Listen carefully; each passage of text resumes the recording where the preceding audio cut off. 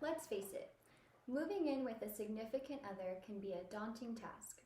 There is the physical moving of furniture, the changing of address for your mail, setting up utilities, finding someone with a truck to help you. The list goes on. But one aspect of moving in with a significant other is the risk you both take against your relationship. The reality is that regardless of your beliefs, you should be aware of what you are getting yourself into when it comes to living full-time with your partner. For example, in my own experience of living with my husband prior to getting married, I witnessed firsthand the pros and the cons behind the situation, and I hope to enlighten you to make an educated decision when and if the situation arises. According to Ashley Feder from The Atlantic in 2008, the rate of success of marriage in accordance to moving in with each other before marriage is a difficult situation to quantify. The Pew Research Center recently released a report detailing their finding of how different demographics perceived the idea of cohabitation, and to no surprise, the topic is instilled with debate. I am going to talk to you today first about the divide of opinions about cohabitation, second, about how it is dangerous for some relationships to do so, and lastly, a solution so we can decide if cohabitation is right for you and your relationship. First, we'll discuss how divided many people are on the subject of cohabitation. The concept of cohabitation is viewed differently by specific groups of people. These can be quantified by religion, political affiliation, or age. Juliana Horowitz, Nikki Draff, and Gretchen Livingston wrote in the piece Views on Marriage and Cohabitation in the U.S. in 2019 that younger adults often see cohabitation as a pathway to having a successful marriage.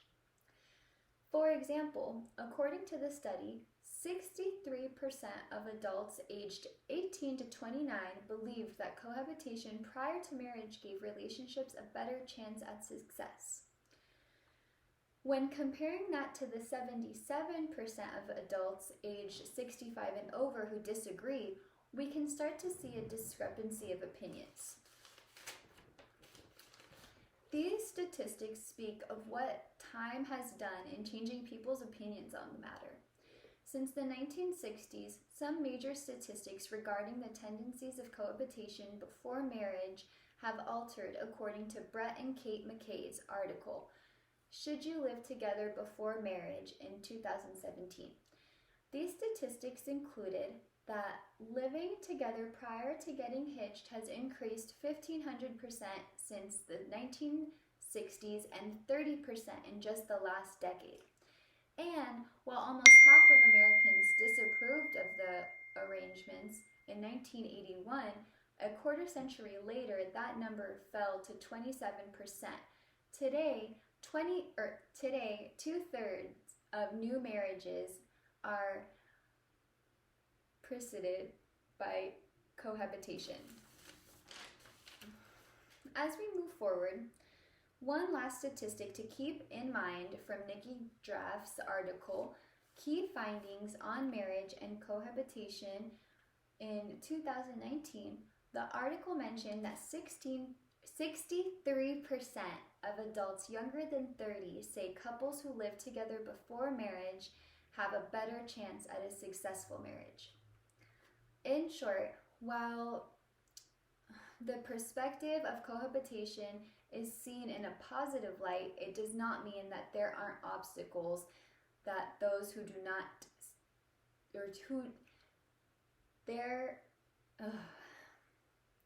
it does not mean that there aren't obstacles that those who do so need to overcome.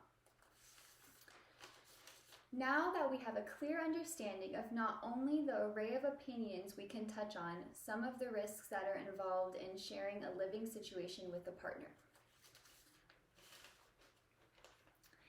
Kimberly Lawson in 2020 wrote, in what living together before marriage means for your relationship, writes that there are some factors behind unsuccessful cohabitation.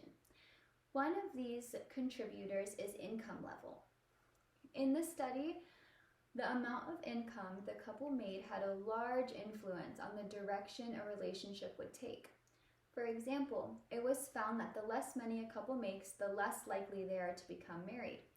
This finding provides an understanding that your fiscal situation when cohabitating is a very influential aspect of your relationship being successful or not. Rachel Chateau in 2018 in Should You Get Married If You Haven't Lived Together First?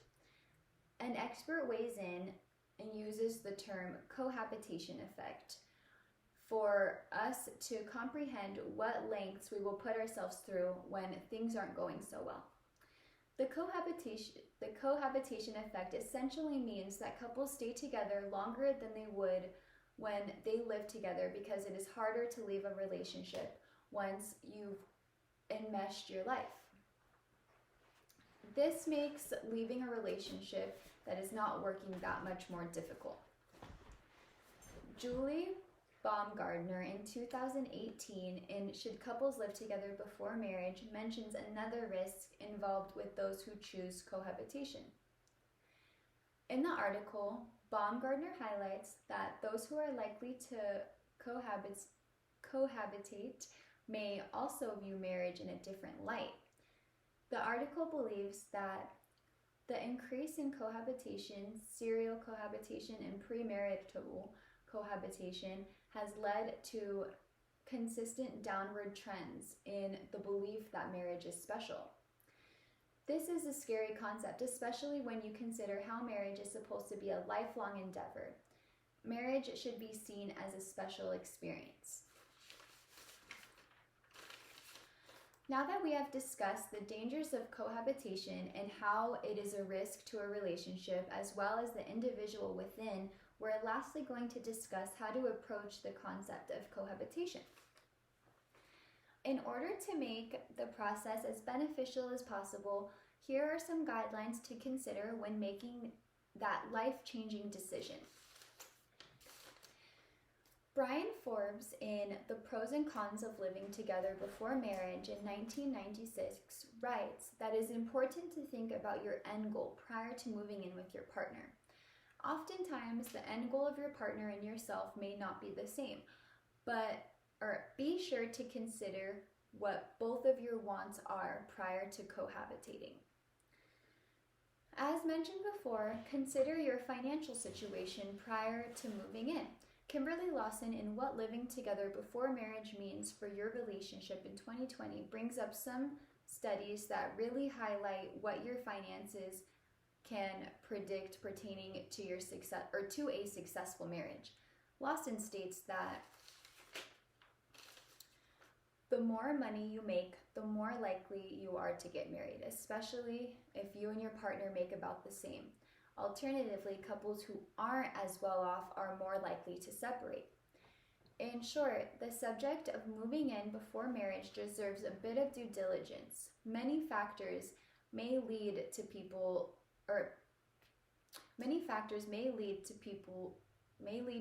down the path or directions that initially seem correct in the moment, but deserve a bit more understanding of what makes a long-term relationship successful.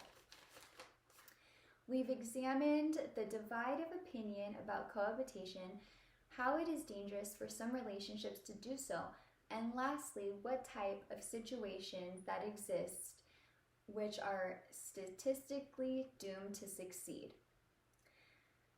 As the U.S. becomes more diverse and more accepting of personal wants and liberties of its people, we have had some growing pains. In this case, the choice of living with your partner before marriage may not be the correct choice for most, but it is important to be sure that you are ready for such a big step in order for it to be a successful one, which doing so people can find trapped and make the choice to leave the relationship that is much more difficult than if they had not decided to move in together in the first place. So please refrain from making hasty decisions. Moving in before marriage can often put you at a disadvantage and can wind up wasting a lot of time, energy onto your love life.